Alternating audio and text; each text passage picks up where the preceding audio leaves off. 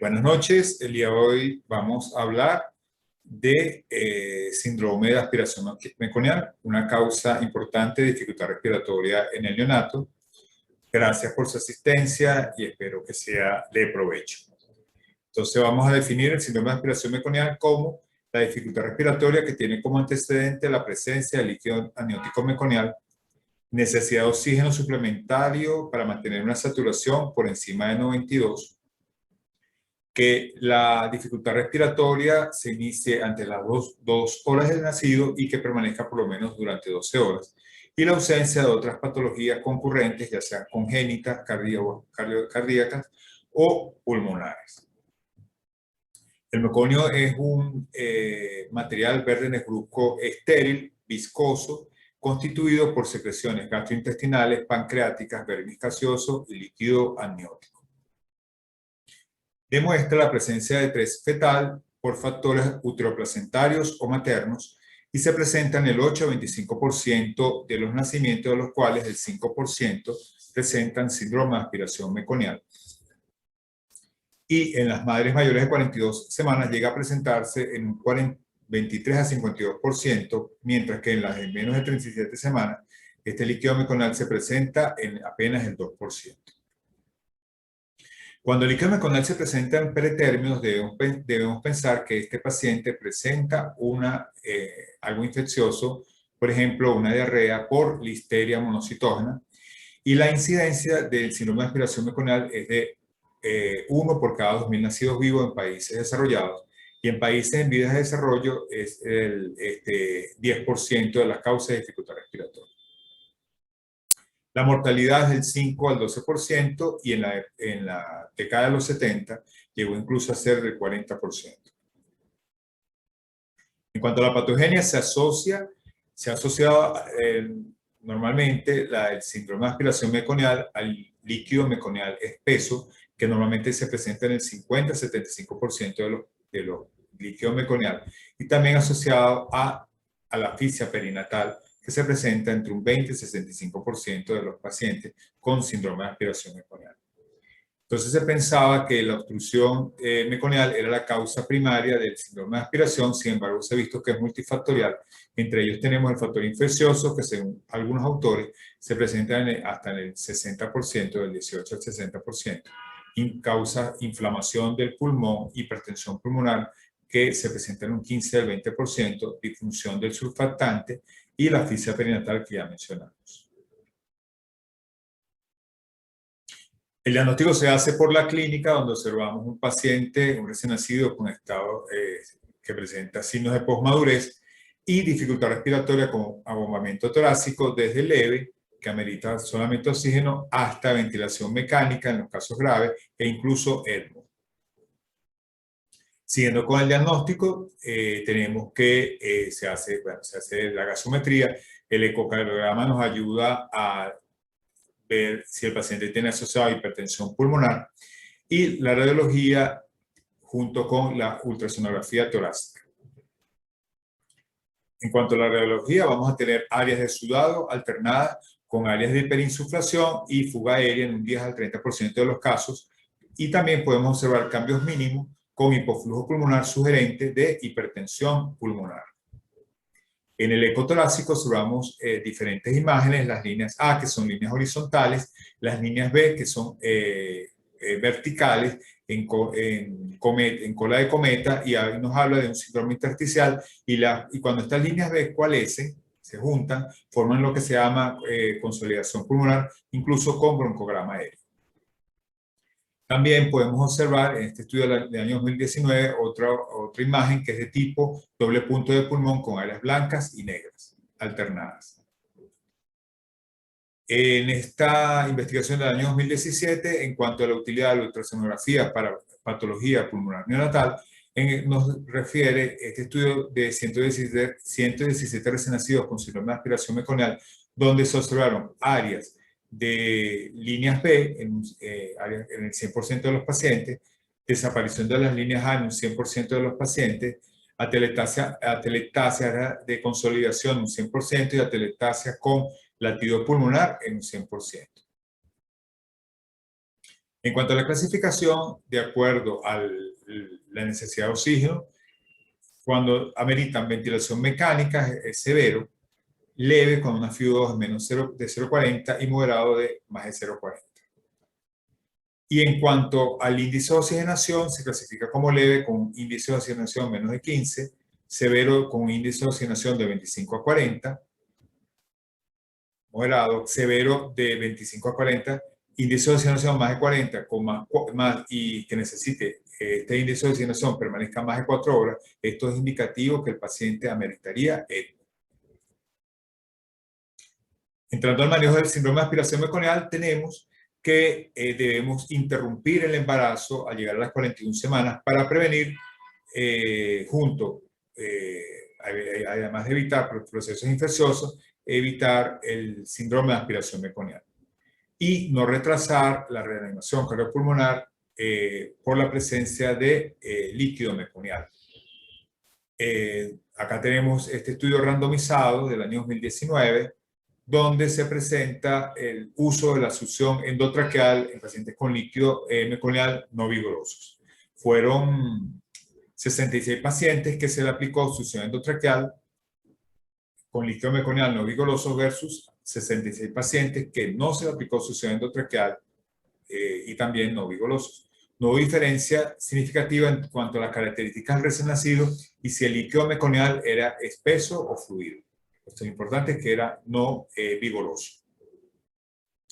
Estos pacientes tuvieron igual dificultad respiratoria y se midió por el score de Down que está aquí presente, que lo estamos mostrando, y no hubo diferencia significativa en cuanto a la dificultad respiratoria de estos pacientes. Okay. La incidencia de síndrome de aspiración meconial fue del 31% en los pacientes con succión endotraqueal y 22% sin succión endotraqueal, y esta diferencia fue no significativa. El CPAP lo ameritó el 23% con succión y 17% sin succión, y la ventilación mecánica fue del 13% y 12% con succión y sin succión endotraqueal, y estas diferencias no fueron estadísticamente significativas. Igual que la duración de la ventilación mecánica fue de 24 con succión y 34 sin succión y sin diferencia significativa. El índice de fallecimiento fue de 13,6% con succión endotraqueal y sin succión fue el 7,5%. No significativa esta diferencia. La estadía hospitalaria fue de 54 y 44 horas con succión y sin succión respectivamente. No hubo diferencia en cuanto a la presencia de asfixia perinatal, que fue el 8 o 10%, hipertensión pulmonar 3 al 6%, y lo que sí llamó la atención fue la presencia de taquinea transitoria en un 43 y 41% con succión endotraqueal y sin succión endotraqueal respectivamente. Sin todos estos factores, sin diferencia significativa. Entonces, la succión endotraqueal en presencia de líquido meconial es un procedimiento difícil de realizar y puede retrasar la reanimación adecuada, empeorando incluso la hipertensión pulmonar y el resultado final de la asfixia. Entonces, nosotros debemos iniciar nuestro RCP con el minuto dorado, y cuando demos ventilación a presión positiva y veamos que el tórax no se puede expandir adecuadamente, allí debemos proceder a visualizar tráquea y aspirar el meconio de la tráquea, siempre con la persona más capacitada para realizar este procedimiento. Siguiendo con el manejo del paciente en la terapia neonatal, debemos ingresarlo en la terapia para un monitoreo metabólico, hidroelectrolítico, realizar el perfil infeccioso, el perfil isquémico, gasométrico, y también debemos minimizar los estímulos dolorosos, luminosos, auditivos y visuales para evitar el desarrollo de hipertensión pulmonar. Debemos monitorizar hemodinámicamente a nuestro paciente y una nutrición adecuada de acuerdo a la condición clínica, parenteral y enteral. Desde el punto de vista ventilatorio, en síndrome de aspiración meconial debemos comenzar con la ventilación no invasiva tipo cánula nasal de alto flujo o CPAP o ventilación SMN y MB. La meta de saturación va a ser de 92 a 97%, con una PO2 que oscile entre 50 y 80 y una CO2 entre 40 y 50 milímetros de mercurio. Si hay apneas con un CO2 más de 60, un pH menos de 725, a pesar de ventilación no invasiva, podemos indicar ventilación mecánica. También esta se debe usar cuando el neumotórax nos provoque, si hay neumotórax, presencia de neumotórax y haya inestabilidad hemodinámica. La ventilación invasiva que se utiliza y que se recomienda es la de tipo volumen SMB, a la cual le podemos asociar presión sopor con volúmenes corrientes bajos. Hay dos tipos de patrones que nos permiten saber qué tipo de parámetros vamos a utilizar en estos pacientes. Tenemos el patrón restrictivo, en el cual por difusión del surfactante hay colapso alveolar y se amerita un PIT entre 6 y 8 para lograr un adecuado reclutamiento alveolar. En este caso, se necesita menos volumen corriente y tiene constantes de tiempo más bajos. Podríamos usar, si es necesario, más frecuencia respiratoria. El patrón obstructivo se produce el fenómeno valvular, en el cual el aire puede entrar, más no puede salir adecuadamente, con atrapamiento de aire, y necesitan más tiempo expiratorio, por una parte. Entonces por ello amerita la utilización de frecuencias respiratorias menos de 30, y a pesar de ese atrapamiento aéreo, con lo que se llama hiperinflación dinámica, se utiliza PIC de 4 a 6 centímetros de agua, y vamos a explicar por qué. Acá tenemos el fenómeno de válvula. Vemos que el aire entra en inspiración, más en expiración no puede salir, con atrapamiento de aire y fuga aérea. Entonces, se prefiere en este patrón de tipo obstructivo volúmenes corrientes un poco mayores, hasta 5 o 6 cc por kilo, por la alta proporción del espacio muerto. Y la presión inspiratoria máxima no debe superar 25 o 28 centímetros de agua, porque si lo supera, tendría indicación de colocar ventilación de alta frecuencia. Acá observamos el fenómeno de hiperinflación dinámica o autoPIT. Vamos a hablar acá por qué debemos usar PIT para mejorar esta hiperinflación dinámica.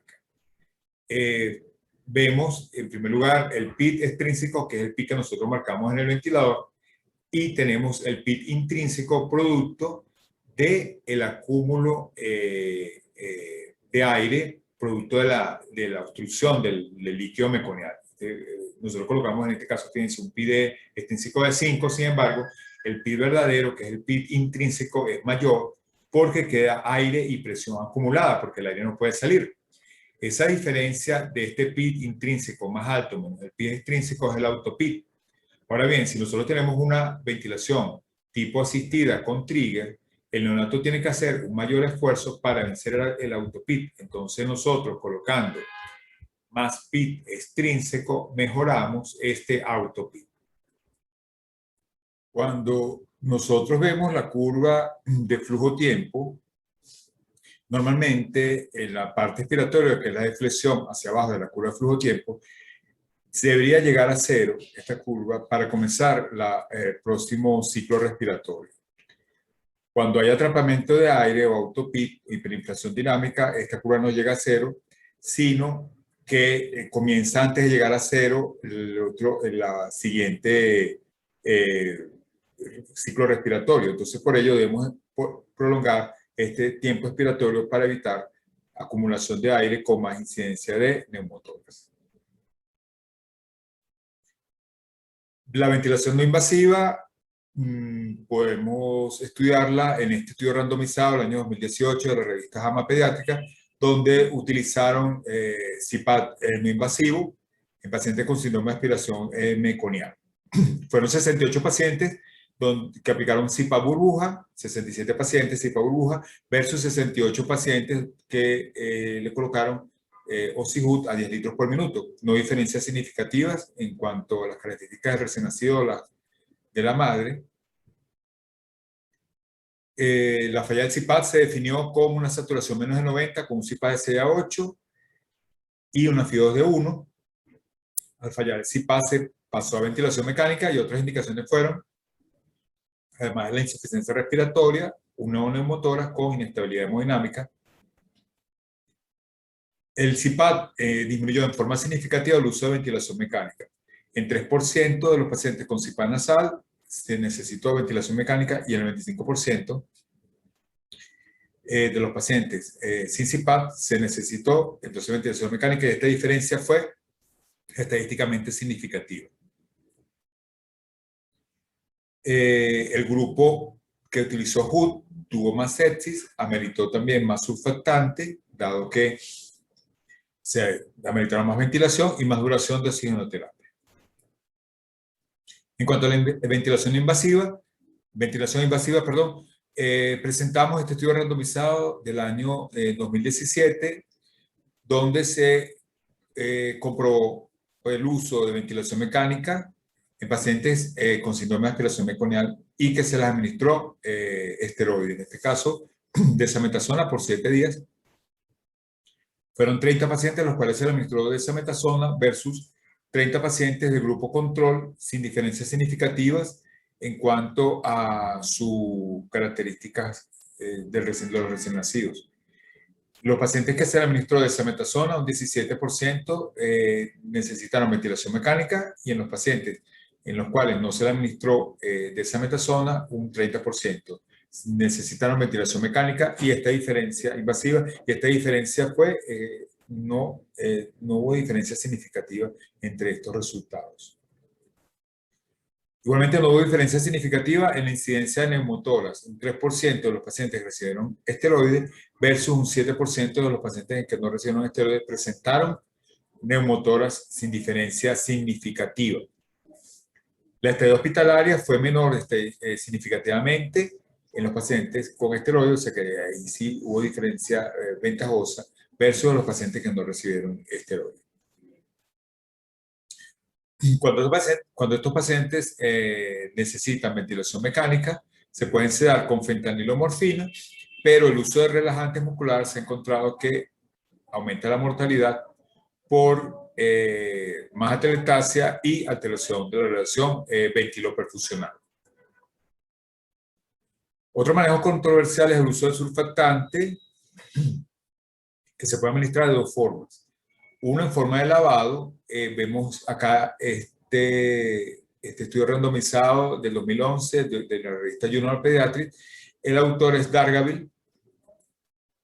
Fue un estudio multicéntrico de 20 sitios que contaron con ventilación de alta frecuencia, óxido nítrico y ECMO, y se usó surfactante bovino diluido, una dilución de 5 miligramos por cc a 15 cc por kilo en 2 cuotas.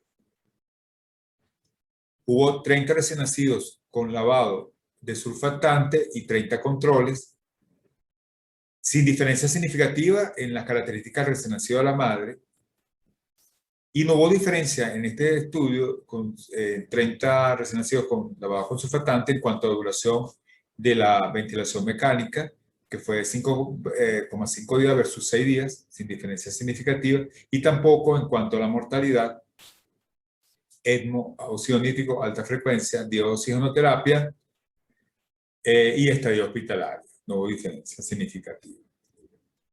En cuanto tenemos revisión sistemática de lavado con surfactante del año 2016, fueron 2 estudios randomizados que ya analizamos de Dargaville y otro de Wiswell del año 2000, en el cual comparó grupo con surfactante, fue surfactante sintético, con 3 dosis, una de 8 cc por kilo, las 3 fueron de 8 cc por kilo. Las 2 primeras dosis fueron de una dilución de 2,5 miligramos por cc y la última dosis fue de 10 miligramos por cc. Y se comparó la mortalidad en estos 87 recién nacidos donde se usó lavado con surfactante versus no lavado con surfactante. No hubo diferencia en cuanto a la mortalidad, duración de estadia hospitalaria, duración de la ventilación mecánica y de la oxigenoterapia, necesidad de ECMO y fugas y neumotórax. En cuanto al surfactante, entonces, se habla que más estudios son necesarios para que no mostró ventaja significativa del lavado con surfactante en el lavado en el síndrome de aspiración meconial. Sin embargo, se necesitan más estudios. Tenemos acá, estamos presentando el uso del surfactante en bolo. Está este primer Cochrane del año 2014, realizado por el mismo autor Dargaville, que vimos de surfactante en la forma de lavado. Él reportó 4 estudios. Un estudio chino del año 2005, multicéntrico, con una mortalidad en los pacientes que usó surfactante en bolo de 3% versus surfactante en bolo, versus el grupo control de 30 pacientes con una mortalidad de 10% sin diferencia significativa. También está el estudio de Findlay en USA del año 96 con 20 pacientes surfactante en bolo y 20 pacientes control sin diferencia significativa en la mortalidad. No hubo diferencia en la mortalidad, no fue estimable. El estudio del OCSE del año 1998, él reporta una mortalidad con surfactante, con bolo de surfactante de 4% y sin surfactante del 2%. En este estudio, ellos reportan que fueron 87 pacientes con surfactante. Cuando uno va al estudio original, que son más, son 167 pacientes con surfactante versus 161. Acá en el grupo control, ellos reportan 81 pacientes, o sea que hubo una diferencia en cuanto al número de pacientes.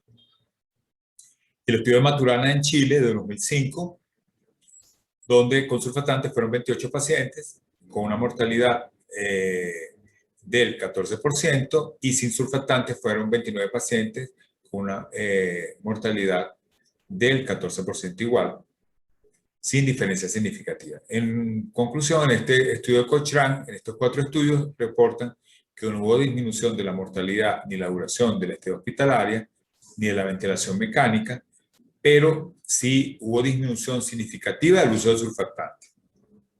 Perdón, del uso del ECMO en forma significativa en estos pacientes con surfactante en bolo.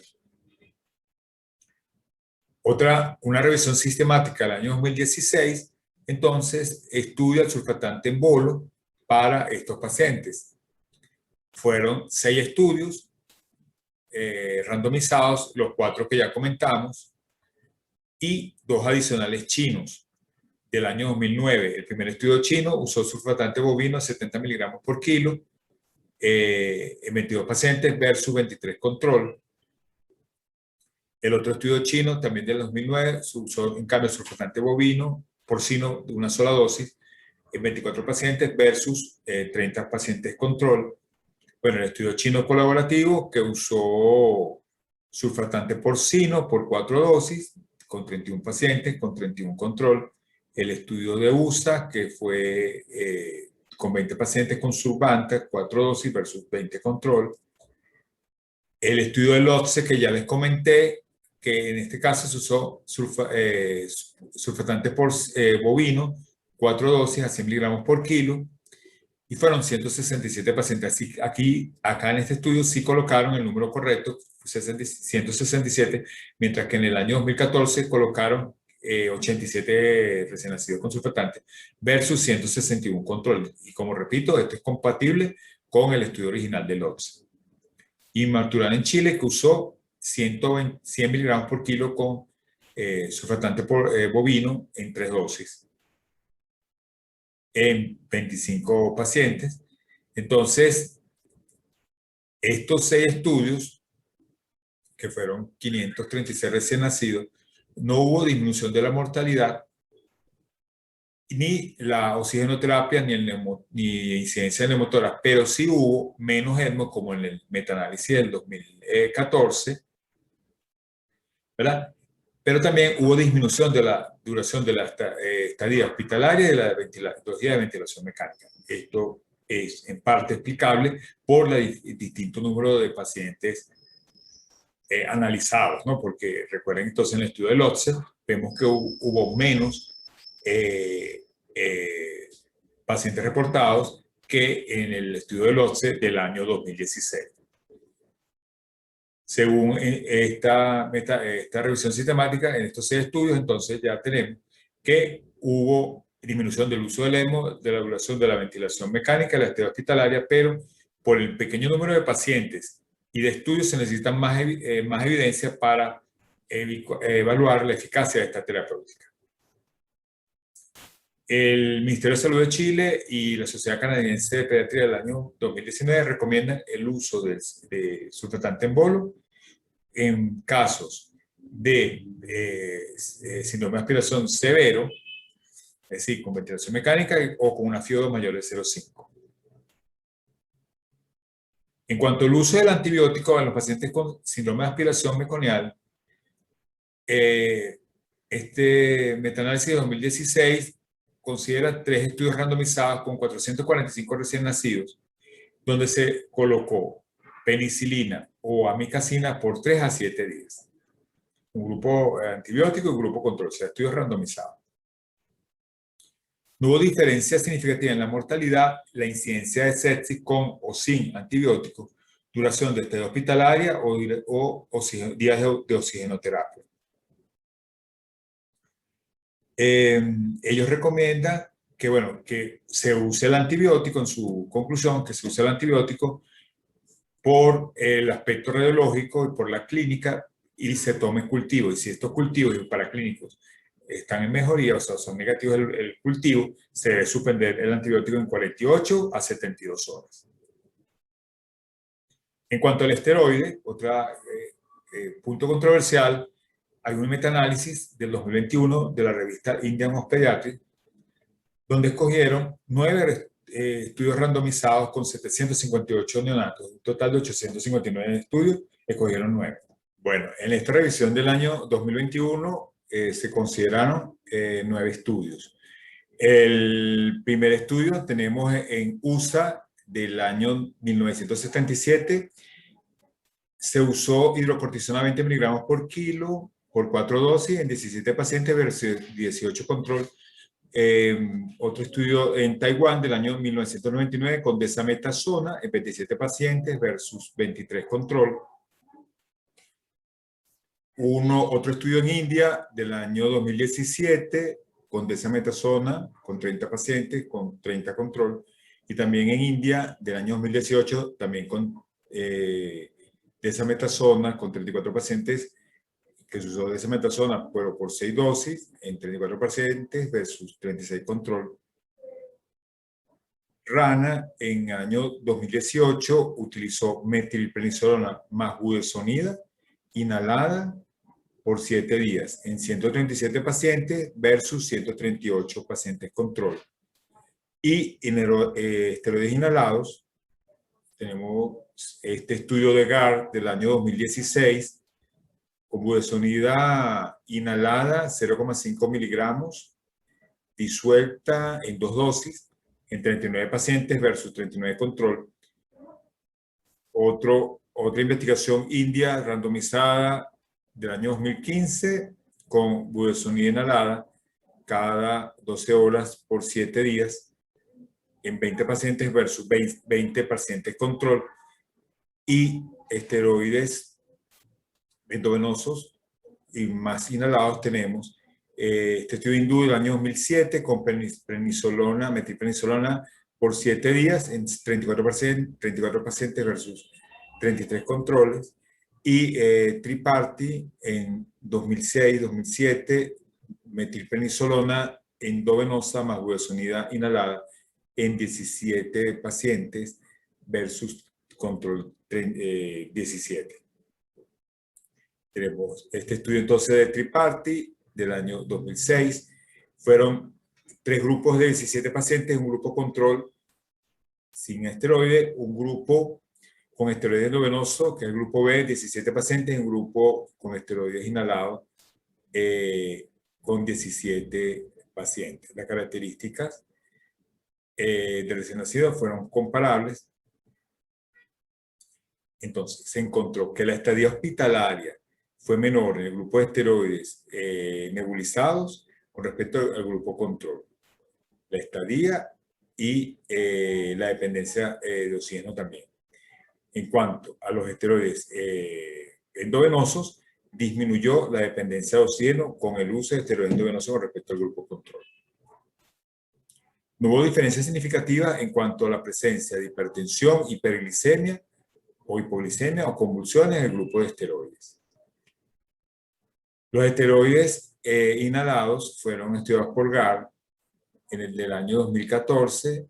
Fueron 39 recién nacidos que recibieron budesonida disuelta y luego a las 12 horas. El grupo control también fue de 39 recién nacidos, pero no recibió el esteroide. No hubo diferencias significativas en cuanto a las características propias del recién nacido o la madre. Y la necesidad de oxigenoterapia fue menor en el grupo esteroideo versus el grupo que no recibió esteroide. Hubo menos dificultad respiratoria a medida que pasaron los días en el grupo que recibió esteroide respecto al grupo control.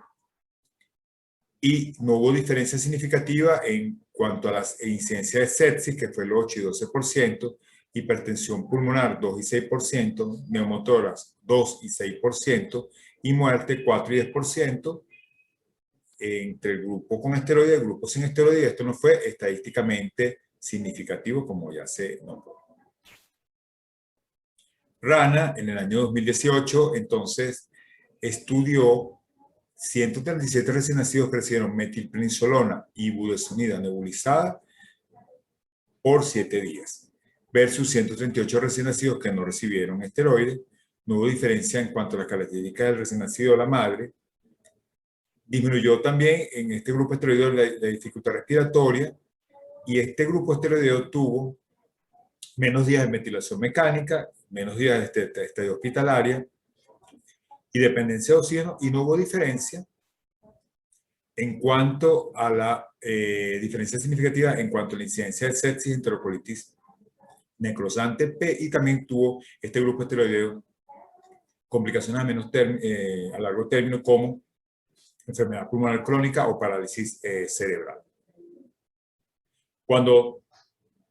Luego de este análisis de estos estudios en particular, entonces analizamos qué resultó del metaanálisis, concluimos lo siguiente: que el uso de esteroides en cuanto a la mortalidad no disminuyó la muerte cuando se usó el esteroide en los 7 estudios randomizados donde se evaluó la mortalidad.